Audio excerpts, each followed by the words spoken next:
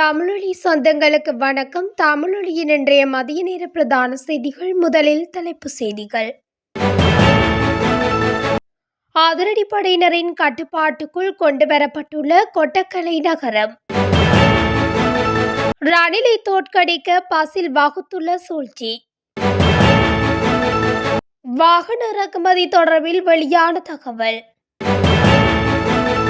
வீதிகளில் பயணிக்கும் நபர்களை அச்சுறுத்தும் மோட்டார் சைக்கிள் கும்பல். கிரிக்கெட் மட்டையால் தாக்கி மாணவன் படுகொலை. பேலியகுட பகுதியில் 25 பெண்கள் கைது. வைத்திய பரிசோதனையில் வெளிவந்த தகவல். எரிபொருள் விலை தொடர்பில் சினோபெக் வெளியிட்ட புதிய அறிவிப்பு. யாழில் பெரும் பரபரப்பு. முக்கிய பகுதியிலிருந்து மீட்கப்பட்ட அபாயகரமான பொருட்கள். காப்பூத்து சாதாரண தர பரீட்சைக்கு தோற்றும் மாணவர்களுக்கான முக்கிய அறிவித்தல். தொடர்பான விரிவான செய்திகள்.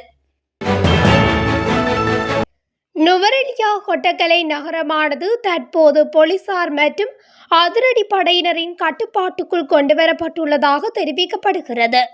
கொட்டக்கலை விசி மைதானத்தில் இடம்பெறவுள்ள மேதின நிகழ்விற்கு ஜனாதிபதி வரவுள்ள நிலையில் குறித்த நடவடிக்கை மேற்கொள்ளப்பட்டுள்ளது.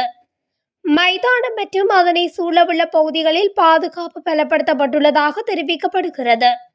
வழக்கமாக கொட்டக்கலை நகரின் வீதியின் இருமருங்கிலும் பெருந்திரளான வாகனங்கள் நிறுத்தப்படும் போதும் தற்போது அதற்கான அனுமதி மறுக்கப்பட்டுள்ளது. பாதுகாப்பு ஏற்பாடுகள் மற்றும் நிகழ்வு ஏற்பாடுகள் போன்ற விடயங்களை ஜீவன் தொண்டமான் நேற்றைய தினம் மாலை பார்வையிட்டிருந்தமையும் குறிப்பிடத்தக்கது. ஸ்ரீலங்கா பொதுஜன பெரமுனவை கைப்பற்றி வரும் ஜனாதிபதி ரணில் விக்ரமசிங்கவின் செயற்பாடுகளை தோற்கடிக்க இன்றைய மே தினத்தை தீர்க்கமான நாளாக பயன்படுத்த நடவடிக்கை எடுக்கப்பட்டுள்ளது. இது தொடர்பில் பசுல் ராஜபக்ச உள்ளிட்ட பொதுஜன பெரமுன தலைவர்கள், கட்சியின் தொகுதி அமைப்பாளர்கள் மற்றும் முன்னாள் உள்ளூராட்சி உறுப்பினர்களுக்கு அறிவித்துள்ளதாக தெரிய வந்துள்ளது. இதனால் ஐக்கிய தேசிய கட்சியை மிஞ்சும் வகையில் மேதின பிரச்சாரத்தை நாடளாவிய ரீதியில் முன்னெடுக்கவும், மேதின கூட்டங்களில் அதிகபட்சமான கட்சி உறுப்பினர்களை பங்கேற்க செய்யவும் 2 அடிப்படை கட்டளைகள் வழங்கப்பட்டுள்ளன. இந்த நடவடிக்கைகளுக்காக உள்ளூராட்சி தலைவர்களுக்கு பெருமளவு நிதியுதவி வழங்கப்பட்டுள்ளதாக மேலும் தெரிய வந்துள்ளது. நாட்டின் பல்வேறு பகுதிகளிலும் தாமரை மொட்டு அலங்காரத்தை நடைமுறைப்படுத்துமாறு அறிவுறுத்தல் வழங்கப்பட்டுள்ளது. அத்துடன் ஐக்கிய தேசிய கட்சியை மிஞ்சும் வகையில் சுவரொட்டிகள் ஒட்டுவதற்கு தேவையான சகல பணமும் வழங்கப்பட்டுள்ளது. மேலும் கட்சியினரை மே பேரணியில் பங்கேற்க வைப்பதற்கு தேவையான பணமும் வழங்கப்பட்டுள்ளது. இதன் மூலம் ஐக்கிய தேசிய கட்சியை தோற்கடிப்பதற்கு பசில் ராஜபக்சவும் நாமல் ராஜபக்சவும் இணைந்து நடவடிக்கை எடுத்துள்ளதாக தெரிய வந்துள்ளது. வாகனங்களை இறக்குமதி செய்ய அரசாங்கம் தீர்மானித்தால் அதற்கு சில ஒழுங்குமுறை முறைமைகள் தயாரிக்கப்பட வேண்டும் என இலங்கை வாகன இறக்குமதியாளர்கள் சங்கம் தெரிவித்துள்ளது. இதற்கமைய பயன்படுத்திய வாகனங்களை இறக்குமதி செய்யுமாறு அரசாங்கத்திடம் கோரிக்கை விடுக்கப்பட்டுள்ளதாகவும் இலங்கை வாகன இறக்குமதியாளர்கள் சங்க தலைவர் இந்திக சம்பத் மெரன்சிகே தெரிவித்துள்ளார். பண விரயத்தை குறைக்கும் வகையில் பொருத்தமான வாகனங்களை நாட்டுக்கு இறக்குமதி செய்வதற்கு முறையான வேலை திட்டம் உருவாக்கப்பட வேண்டும் எனவும் அவர் மேலும் குறிப்பிட்டுள்ளார்.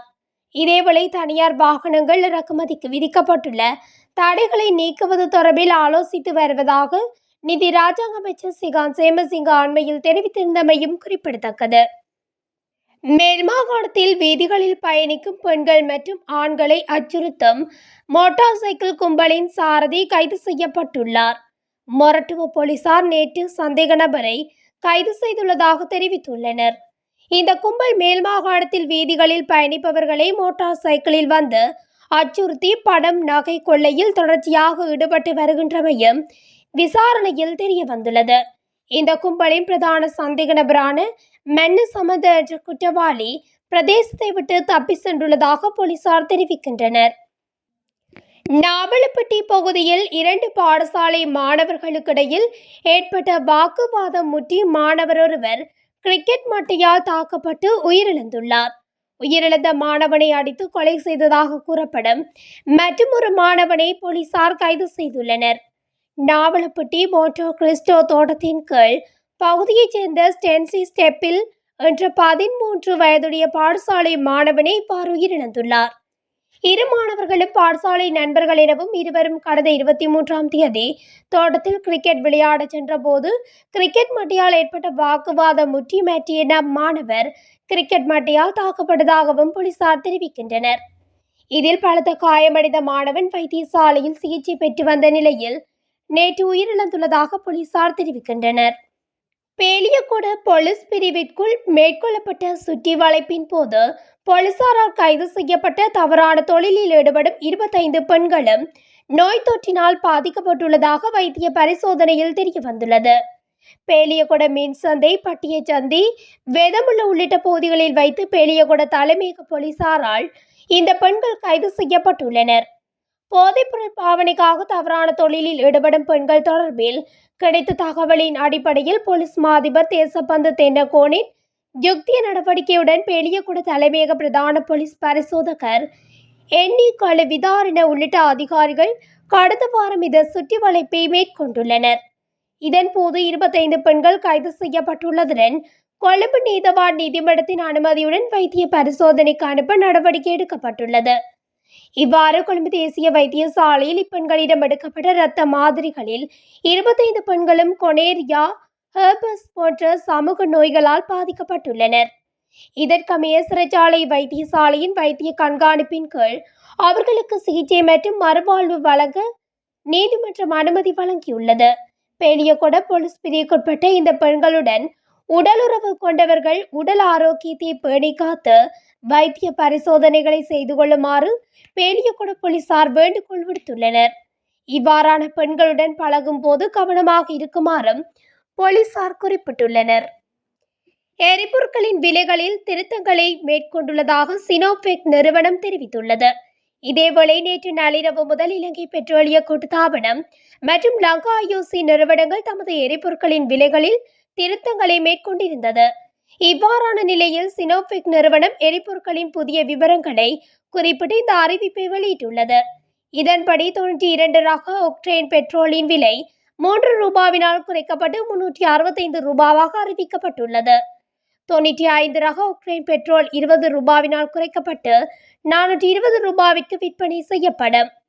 ஆட்டோ டீசல் 27 ரூபாவினால் குறைக்கப்பட்டு புதிய விலையாக 333 ரூபாவாக அறிவிக்கப்பட்டுள்ளது.